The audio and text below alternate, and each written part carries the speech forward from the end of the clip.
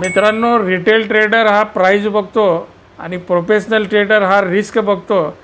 आज लोक विचारतात की हे स्टॉक किती वरती जाईल किंवा 10% जाईल का 50% जाईल, पण हे प्रोफेशनल ट्रेडर कुठल्याच्याही म्हणजे स्टॉकची टिप घेतल्यानंतर किंवा त्याचं ॲनालिसिस केल्यानंतर त्याच्या डोक्यामध्ये पहिला प्रश्न एकच असतं की ह्याच्यामध्ये जर लॉस झाला तर ते आपला लॉस कमीत कमी कसं होईल ह्याचं मॅनेजमेंट करत असतो अगोदर।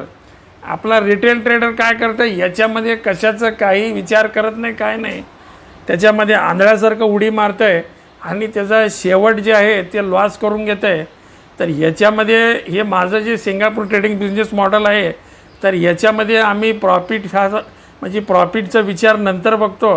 अगोदर म्हणजे त्या स्टॉक समजा बाय केला तर त्याच्यामध्ये रिस्कही कमीत कमी कसं होईल हे आम्ही अगोदर बघत असतो।